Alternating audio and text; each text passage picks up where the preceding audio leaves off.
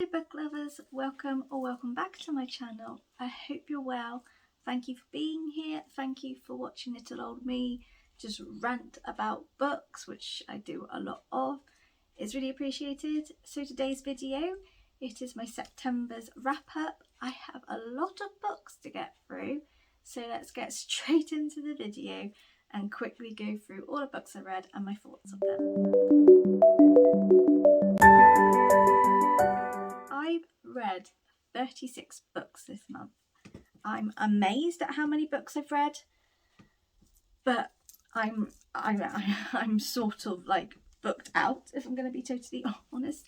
I haven't actually completed my September TBR either. I actually have a few books that I've not finished, so they're going to be rolled over onto October's. Hopefully I can read them, because obviously in October I'm carrying on reading like the series. But I did have one DNF, which is Islands of Mercy by Rose Tremaine. This was a read along with Tandem Collective. I just couldn't vibe with it. It was just too many characters, and I got extremely confused by, like, there was lots and lots of characters. Like, I managed to count 10 in like the first couple of chapters I read, and there was more by what people sounded like. So I ended up not doing this. It's a DNF from me. I feel really bad because I don't like doing it, especially with the read-alongs, but I couldn't force myself to do it. It wasn't for me. So one DNF.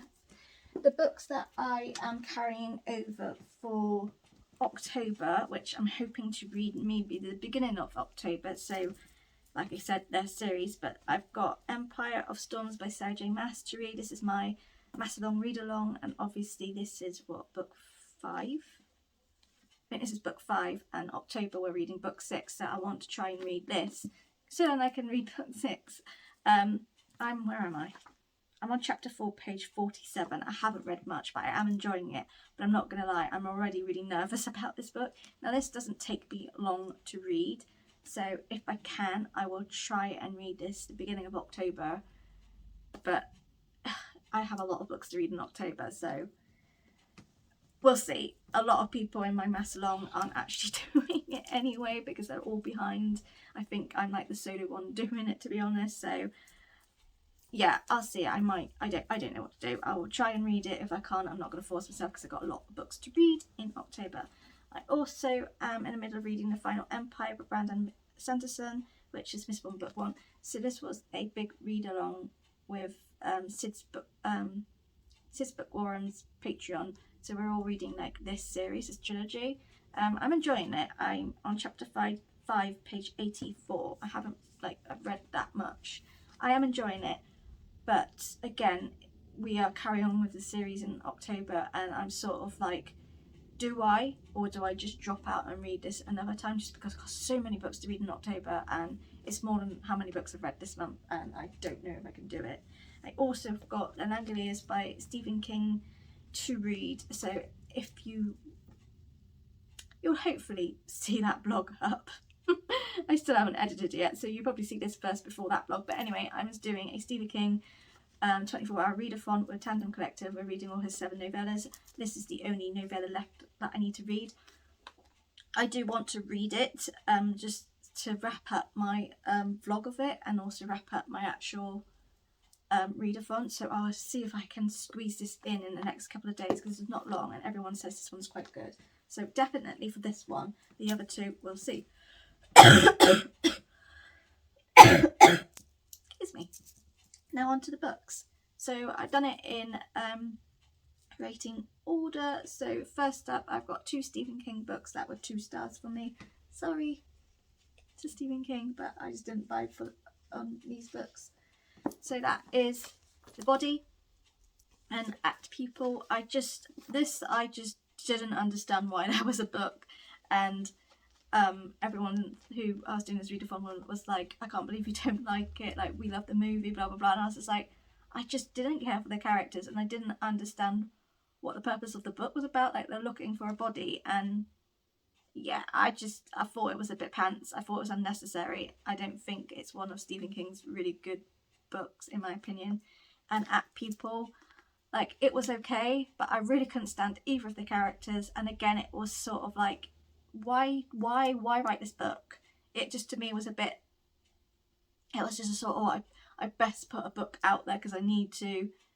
It just, to me, it wasn't one of his good works that I've read. Like, I've read a couple of his in the novellas and I thought they were brilliant. These two, for me, weren't. Then on to 3 stars, which is another Stephen King book, which is The Mist. Now, I'm going to cough again.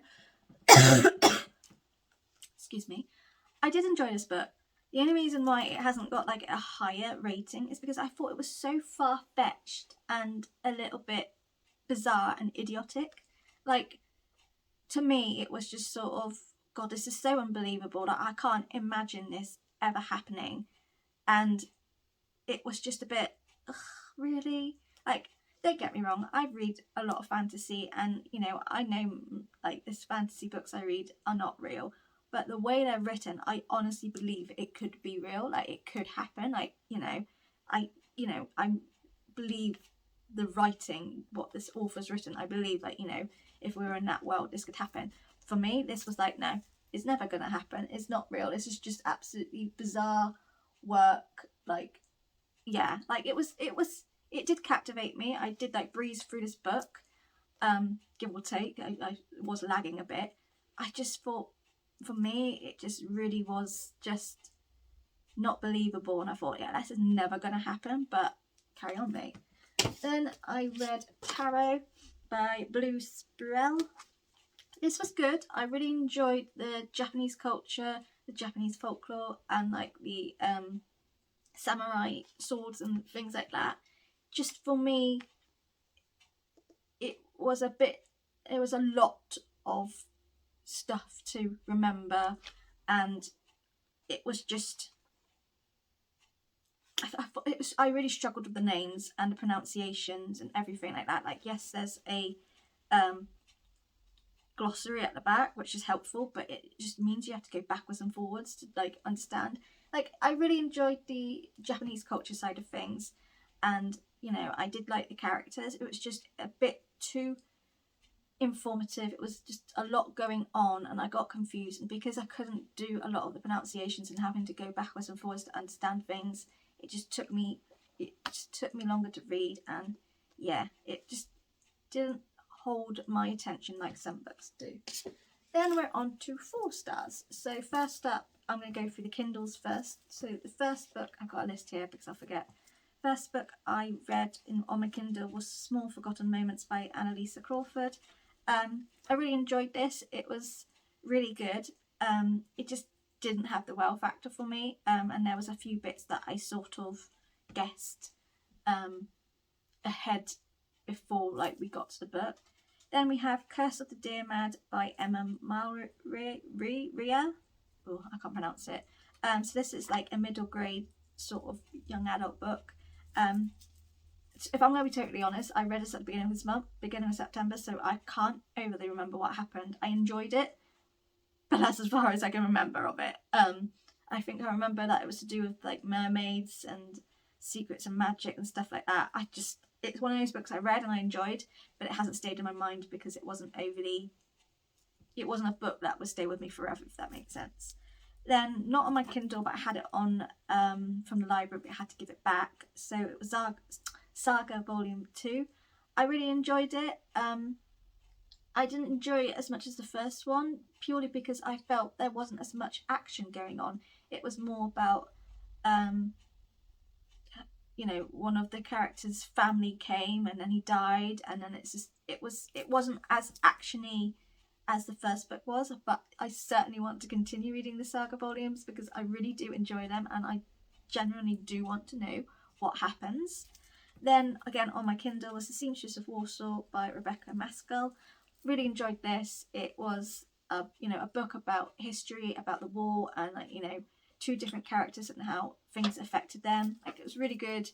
It was a bit slow paced for me and that, but I still enjoyed it. It wasn't a 5-star purely because it was quite a slow paced book, but I really enjoyed the different POVs of the characters and how different things affect these characters. And yeah, it was just a really good emotional book about the war.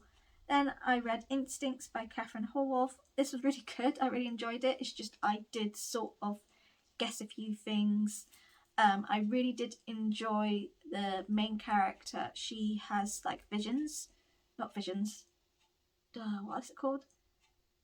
She sort of gets like a vibe from people and sort of can tell whether they're bad and stuff like that. I really like that sense of things. It really was good. It didn't have the wow factor, and I did sort of guess certain things in the book.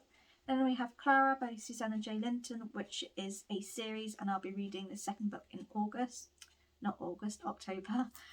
I really enjoyed it. Like, it is certainly, it's sort of a historical fantasy. Like, the first book is very dark. It's about, you know, sort of Clara's journey and her being a seer and her being mute, and, you know, how much she's being used. And sort of, I think book 2's now going to just see her a bit more confident. Like, I enjoyed it. And it left it on like such a, like, in a cliffhanger, so you want to read book 2, which I obviously have. So I'm really keen to see what book 2's about, like how Clara's character is, like, because in the first book in Clara, there were times where I really liked her, and there was other times where I thought she was quite nasty, quite naive, quite disrespectful and things like that. Then I also read Desires of the Immersed by Kaylin J. Peters. I really enjoyed this, but I am not going to lie, this book confused me. I read it, and the only way I can describe this book to you is it feels like I read book 2 or book 3 in the series and completely bypassed book 1. It just went straight into the story. We didn't get a lot of world building in the sense of this magic system that was going on. Like, you've got Witchborn, I think it was, yeah, Witchborn, and then we got all these different sort of magic, but it doesn't explain it. And again, we sort of have like these other characters, and like in the synopsis is said like these two characters, they were actually engaged, but she's lost all her memories. But in the book, unless I completely missed it, but in the book it didn't suggest that. It just sort of suggested they were in some sort of relationship. It was really good. But don't get me wrong, I breezed through it. I really want to know more, and I definitely want like the next book sort of thing to find out what happens. But I do feel like the story was like book 2 or book 3 in a series rather than the first book. There was not any world building in it, like what I would like. Like, there was some, but like, to me, when you read the first book in a series, you tend to get a lot of world building and less of the action, or you get the action more near the end. But then the rest of the books is where everything really picks up, because you sort of know what's going on, you know the magic system and all that, so you don't need it repeated. This didn't give me any of that. I felt like I had missed a book, and I actually had to double check that this was book 1, and it was. That was my only issue, because I thought, hold on, what's this magic? What's this world? I just thought, have I missed something here? But nonetheless, I do want to pick up the next book just to see what happens, because it left it in such a cliffhanger that I'm like, oh. Then we're on to the books itself. So Stephen King again, 1922. I enjoyed this. It was certainly a interesting book about murder and, you know, your grief from it, and how you committing a crime, how it completely changes you. I did not see any of the twists and turns that happened on here, and I was a little bit shocked by it all, especially by Wilf's son. Didn't expect that. So yeah, really good. Didn't have the like whole 5 stars. Like, I felt there could be a bit more, but yeah, I really enjoyed it. Then I got also Wilson Indeed and it's the Wi-Fi of James book 1 by Steve Welsh. I can't explain this book to you. It is very confusing to explain. All I will say is it's extremely bizarre but really good, and you know, the characters are so likable. Like, I actually really enjoyed this, and I'll be reading book 2 in October too, so look out for my thoughts on that. But yeah, this was certainly like a sci-fi dystopian thriller type book. It gave me oh my god, I can't remember what it's called now. It gave me Flatliners vibes, the film. Yeah, I really enjoyed this. And yeah, I'm looking forward to book 2 to see how that all plays out. Also, What We Devour by Lindsay Miller. I really enjoyed this. The only reason it doesn't have 5 stars is just purely because it was a magic system that's completely unique, and nothing like any fantasy like magic systems you have in all of the other fantasies. It was, you know, original, unique. It like is nothing like this magic system, and because of that, I did get confused. I can't honestly tell you fully what the book's about, because even myself, I'm not 100% sure. And the book also ends in a way where I'm not 100% sure whether a certain character died or not. I don't know. Like, there was just a few little bits that I got really confused with. There are a few bits that I felt could have sort of been wrapped up better, and I did suspect the people, like the baddies, I did suspect them quite early on in the book, and I started figuring out the reasons why, and I thought, well, I might be wrong about that, but no, I was right. So for that, I didn't give it 5 stars, purely because I don't like knowing what happens. Like, I want to be left guessing till right to the end. But in the sense of writing and the characters and the magic system, it was brilliant. It's just because it's nothing like any other fantasy book, you really have to knuckle down, read it slowly, devour it properly, because otherwise you're going to be lost. And for me, that's fine, but I do like books a bit more fast-paced, because I am a quick reader, and I feel like if I'm sort of having to read slowly, or it's taking me a while to read, it's a bit like, oh, come on, like, I could do like this. I could have read this book in one sitting, but I couldn't, because it's so complex with the magic system that you can't go fast. You have to really read it. A few times I actually had to go back and like reread some bits because I got completely confused. But still a good book. I would love this to be like a series, because it ends in a way where it could be, or it could just be a standalone. But I certainly have looked into some of her other books, because I do like the way she writes, and I think, you know, if she just sort of explains things better, it would be like a 5 stars. Next we have Defiant, the Fairy Princess Book 1 by Anne Denton. I really enjoyed this. It's a dark romance. It's got there's some triggers here, which is dubious consent scenes, forced marriage, humiliation. It is not so much in this, but in book 2, but it does say that it's a male-female male relationship. It does have a happily ever after, but this is basically a dark romance to do with shapeshifter werewolves, basically. And we follow Elena, who basically has spent, like, I think 2 years or more trying to like urge her wolf to come out, because her mum's an alpha female wolf. She starts worrying that maybe she actually isn't a wolf at all, and she's like a glimmer, so she knows about the wolves, but she isn't one herself. But then during a lesson at school, she gets a glimpse of a wolf and realizes finally she's here. So boom, she goes, and she shifts, and then her wolf disappears, and she's left in these woods and doesn't know how to get back home or anything. And then she meets Black, and Black is an alpha wolf. He is actually her pack leader, but where he finds Elena, he thinks she is from another pack territory, so she's like one of the enemy wolves. So he takes her back to his, shoves her in a storage room sort of thing, and she's saying, I'm part of your pack, blah blah blah. In the end, he finds out she was telling the truth, but then she finds out that she's an Omega wolf, so she's a very rare wolf, but basically she is one of the wolves that alpha, well, any wolves, but specifically excuse me, specifically alpha wolves, she has this scent and they just basically want her. Black decides that she's his mate. He goes by it the wrong way, basically. I don't like Black in this book. I absolutely couldn't stand him. It's the reason why it's 4 stars. I really liked Elena. I really like her best friend, Johanna. Is it Johanna? Oh, I'll find out in the other books. I've got it here. It was just Black. I did not like the way he was. It was all selfish. Me, I want to have sex with you, blah, blah, blah, blah. I will say this, it's extremely steamy. And I absolutely love the shifters and the wolves and that. Like, I am a sucker for werewolf books. So, yeah, this was 4 stars. But the second book for me got better, which I have read this month, so I'll tell you about that now. We also have Shakespeare Clock by Jan Warren Neal. This surprised me because the synopsis of this book is very vague, but when you read it, it's sort of a psychological thriller. It's, you know, it's got some dark content in here, like there's about rape, things like that. I wasn't expecting this. From what it says about the book, the cover, you wouldn't expect what you read in this book. It was really good.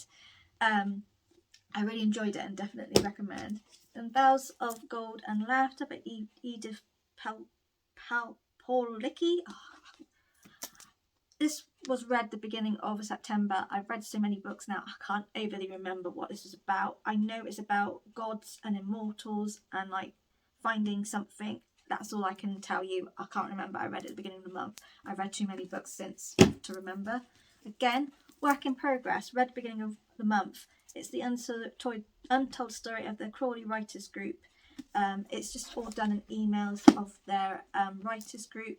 It was funny. It was bizarre. Some of the characters are really likeable. Some of the characters aren't. It was good. It fell flat for me. Like it says it's what it's about. It's just about a writers group and what goes on there. That's pretty much what the story's about, which, you know, it's funny and it holds its own, but it's not a spectacular book in my opinion.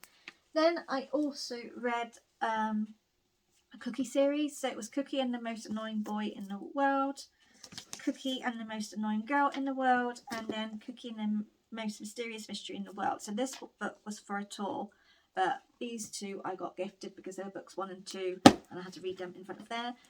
This is by Connie Hugh from Blue Peter, if everyone knows her. So I read this one on audio and it was narrated by Connie as well, and I really enjoyed it. The other two I read. Really funny, really quirky, a lot of POC rep and lots of other different rep in there. You know, kids reading this book will be like, oh my god, this is me, someone's writing about me, like how awesome is that? I really enjoyed it.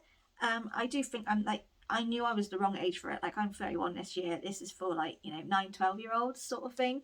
But I really enjoyed it nevertheless. And I want to keep these for my daughter for her to read when she's older because I think she would quite like them. Then I've got Run Rebel by Manjeet Mann, which is a verse book. So I read The Crossing, which by Manjeet Mann. So this is actually her debut. The Crossing was her second book, but I read The Crossing first. Now, I don't know whether my thoughts for this is because of how powerful The Crossing was that I compared it to this a lot. Whether if I read this first, I would have preferred it or not, I don't know. It was impactful. It's to do about more about being poor and sort of more about what like it had POC rep, but it wasn't sort of more, it wasn't so much about racism or anything like that. It was about basically Amber's father with all his rules. He thinks that women should do all of this stuff, blah blah blah, and men don't do anything. He was also very much that they don't learn English, don't write, like, you know, all that. Amber was an exception because she obviously went to school, so she needed to know English. But her father is an abusive father. He abuses his wife, her mother, and he has sort of flipped out on her. So it was about her rebelling and speaking up and things like that. It was good. It was just not as powerful and as emotional as The Crossing. The Crossing, I still remember to this day what it's about. I remember how hurt I was, how upset I got over what happened and everything. And it stuck with me. The same as The Hate You Give by Angie Thomas. Those two books have really stuck with me. And for this, it just didn't. Like, it was good. You know, it had domestic abuse rep. It had poverty rep and, you know, rebelling and, like, you know, speaking up and things like that. That was good. It's just, it wasn't as impactful as The Crossing was for me. Then I have One Last Stop by Casey McQuiston. Now, I read Red, White and Royal Blue and I loved it. Like, loved it. Now, I'm not saying I didn't love this, but for me, it was just a time travel, being stuck in time sort of thing.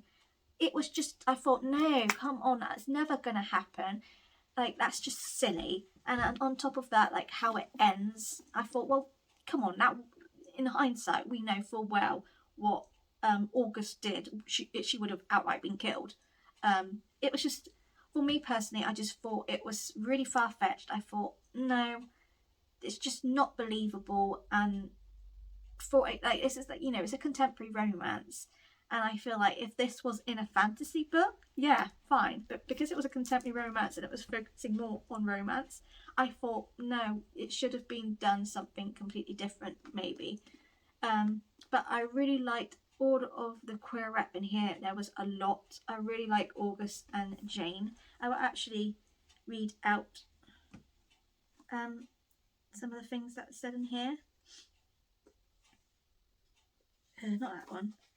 So it's here. I really like this quote. It says, "The whole idea is based on cis-sexist and heteronormative and quite frankly colonial-ass bullshit from a time when getting a dick in you was the only definition of sex. If that's true, me and Nico have never had sex at all." So we have a trans character who is Nico. We've got Myla. We then have two men who are drag queens. We've got a bloke who's gay, but he's got his pronouns they, lems, and August is obviously bisexual. Jane is a lesbian. There's a lot of rep in here, queer rep in here, and I was absolutely loving it. I love the drag queens and that sort of element of the book. I really enjoyed learning about the 70s, like what Jane's life in the 70s was, and like how, you know, how awful it was in regards to being queer. Like that was really interesting. It was just a time bit that I just did not think, it didn't do it for me. I was like, no, I would have rather it have just been a normal romance. You know, if they wanted to do that, then personally do it as more like a fantasy side of a romance kind of book. But it was good. I enjoyed it. The romance was lovely. I did have a little tear at one part. Just, it wasn't as brilliant as Red, White and Royal Blue in my opinion. Then we have We Were Liars by E. Lockhart. Now this book was for a while a 3-star for me until I read the last 5 chapters, and then I was like, what the hell? Like, didn't expect any of the things that came here. Was absolutely shocked, and I was like, oh, okay. Like, this is like a book where you particularly aren't very keen on the characters, and then you are, and then you aren't. Like, you keep changing your mind about them, and like the parents peeved me off quite a lot. But like I said, I did not, like, I sort of had an inkling of what maybe would happen, and I was completely wrong. And then like the last 5 chapters of this book, I was like, oh my god, I did not expect that. And then the actual truth that came out, I thought, oh! So yeah, this surprised me. I'm glad I finally read it, because it's been on my shelf for God knows how long. Then I read Tinker Tailor Schoolmum Spy by Faye Bran. This was brilliant. It's about a school mum. She used to be a spy. She gets reenlisted to be a spy because her job is to basically spy on one of the school parents. It's funny. It really spoke to me just because of she's a mum, and like, you know, how much your kids come first and you just lose yourself and all that. And like, as much as she didn't particularly want to go back to work being a spy because it means lying and everything like that, she felt like she was someone again, and I completely understood that. It was a really good and entertaining book. And lastly, in the 4 stars, in The Woman in the Woods by M.K. Hill. Now this again was a 3-star, and then how it ended brought it to 4 stars. But I really did not like the characters. The only characters I really liked was our D.I. Sasha Dawson. I just didn't like the rest of the characters personally. And the book says The Woman in the Woods, so I assumed that we had like the past, which was about this woman and like the truth of that, and then what was going on like in the present day, which sort of it was, but it was more to do with what was going on in the present rather than this. Like, it didn't really focus a lot about the woman in the woods, and I kind of felt, you know, what the book is about, it wasn't really it was little bits of that, but it wasn't actually fully about this girl in the woods a few years ago. And I just felt, because of that, it didn't fit with what the book was about, in my opinion. It was still good, and like, you know, the ending did it for me to make it 4 stars, because I didn't expect that ton of events. Then we're on to 5 stars. So I got 2 books on my Kindle that I read. So the first up is Her Wolves by G. Bailey. Again, this is a werewolf book to do with, and it's also like romance. I loved it. I'm not going to tell you what it's about because there's a lot of spoileries in this book, but let's just say I loved it so much that I downloaded the next the second book, and I pre-ordered the third book, which is coming out at the end of October. So I loved it. It's a reverse harem. It's steamy without actually any sex happening yet. That is how good this romance is. It was brilliant. I love it, and if I can, I want to try and fit in book 2 in October, so then I can read book 3 once it's out at the end of October. But I've got a lot of books to read, so we'll see. Next, I also read The Meeting Point by Olivia Lara. Oh my god, that was the best romance ever. If you asked me about this book like a year, maybe 2 years ago, I'd be like, no, this is just stupid, that it never will happen. Now, don't get me wrong, I don't believe in insta-love personally, and it's never been a trope I've really liked, but this book was fantastic, and I don't care if it wasn't insta-love one and maybe possibly not so realistic, because the book made it very realistic. Basically, we follow Maya, if I'm correct. Yeah, Maya. And basically she goes to surprise her boyfriend in California, and she messages him sort of briefly to say like a clue, and he doesn't message back, and then she gets a message back from thinking it was David, her boyfriend, and it wasn't. It was the Lyft driver, and he goes, "Oh hi, you must be the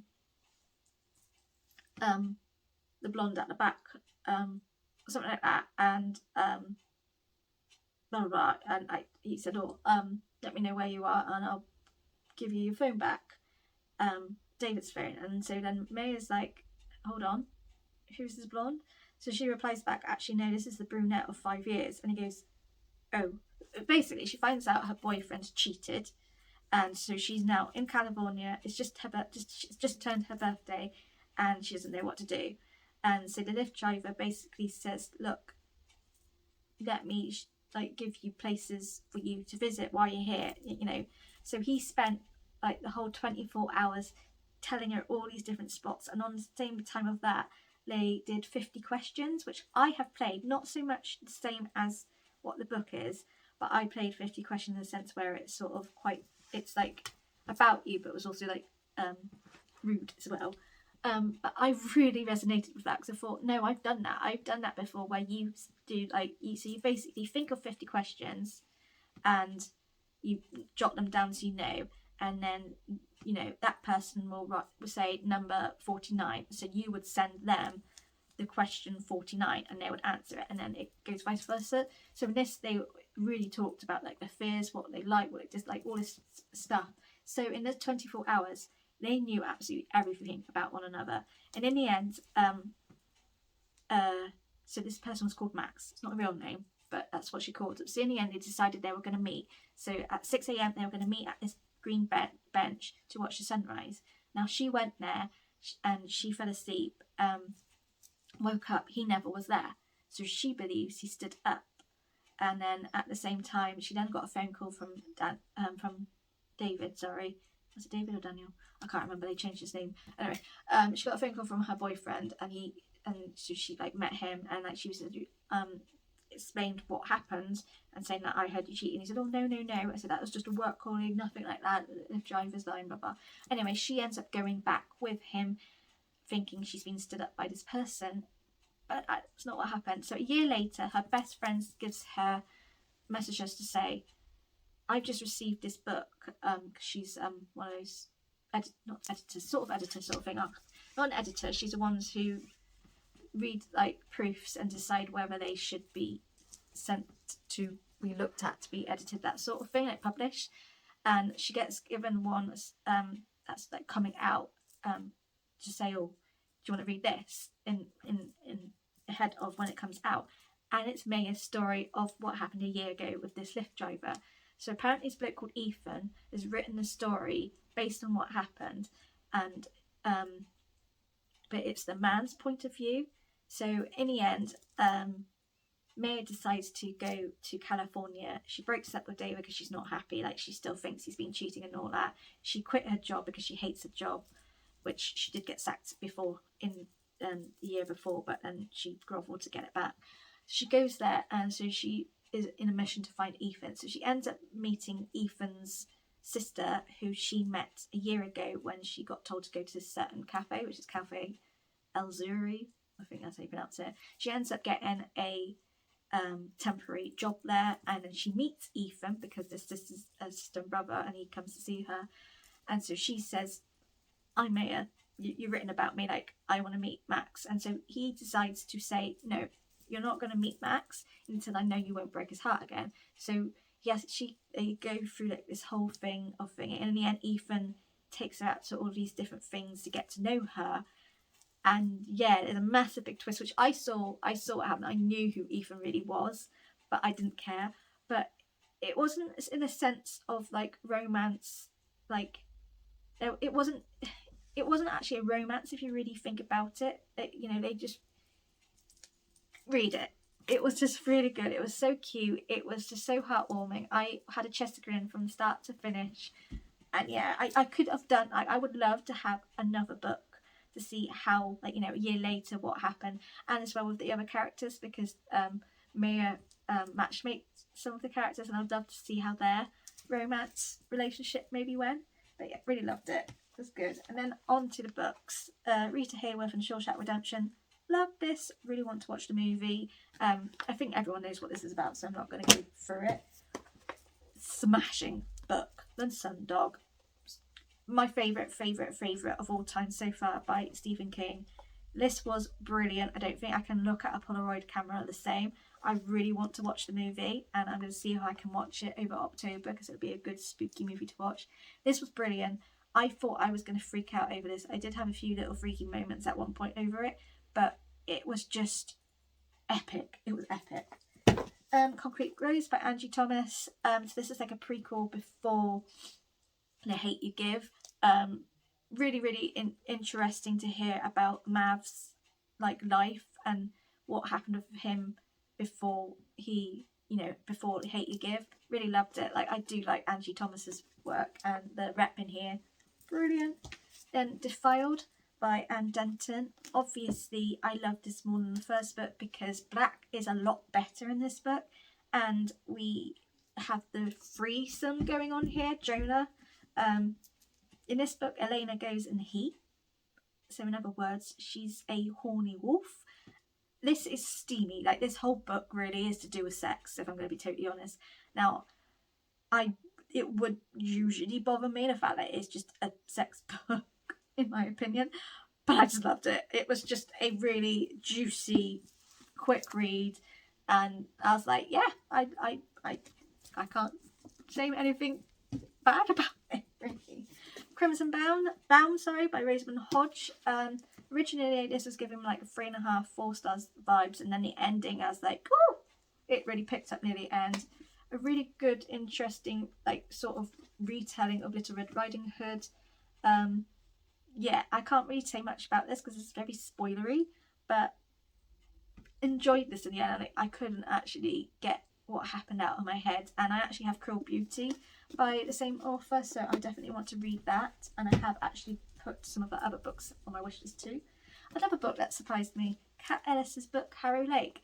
I was so nervous about this because it really sounded spooky. Don't get me wrong, it was spooky for sure, but for me this had just like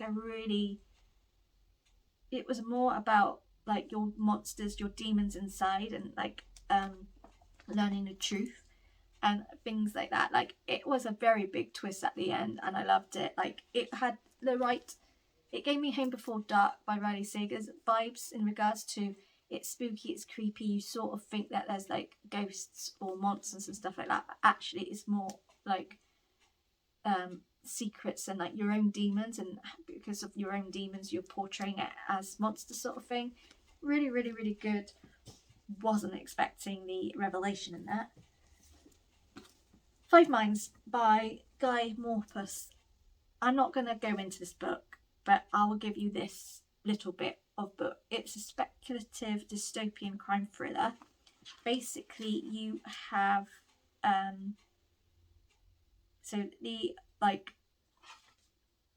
the world is overpopulated, so the government has managed to finally control it, and in doing so, at 17 you have to work out how you live. So you work out like how long you're going to live, when you're going to die, and you have like different sort of people to do so. So you can be worker, which means your body's retained, you have training provided, and you die naturally. So you die whenever your body decides to die. You can be an android where your body recycled, you're uploaded to a synthetic body, so like an AI, and you die around 80 years old. You can be a hedonist, which is your body's retained, but you get unlimited resources, but you die at 42. Or you can be a commune where it's 5 minds in a host body. So one of the 5 people will decide which body to have, and then the other 4 minds would go into that body's mind. But once your cycle is up, you then find a new body to put your minds in, and your expiration date, so when you die, is 142 years old. But you also have a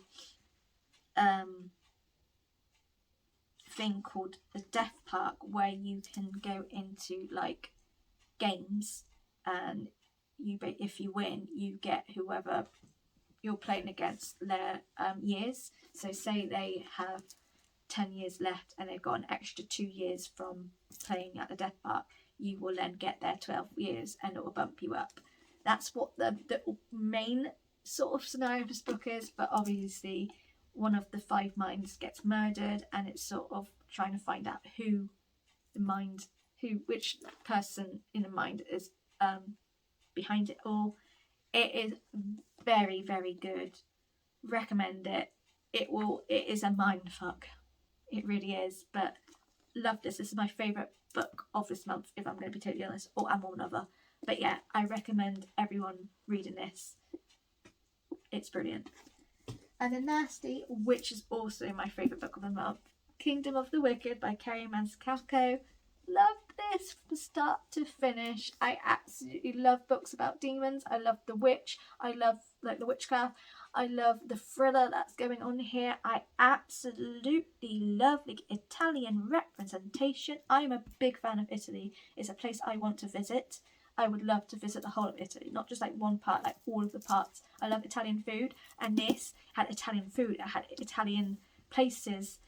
Oh, Italian language, which, here's the thing, I'm really good at Italian, like reading it and like that kind of sense. I did French. I failed French, but I did one like computer thing, and I went on Italian instead of French by accident, and I remember getting 92% in that.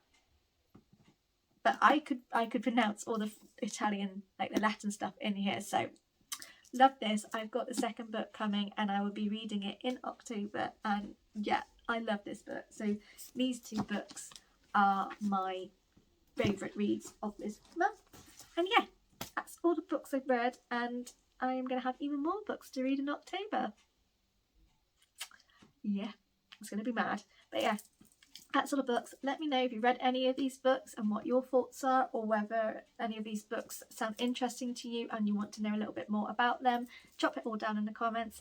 And yeah, thank you for watching. Take care. I'll see you again soon. Bye.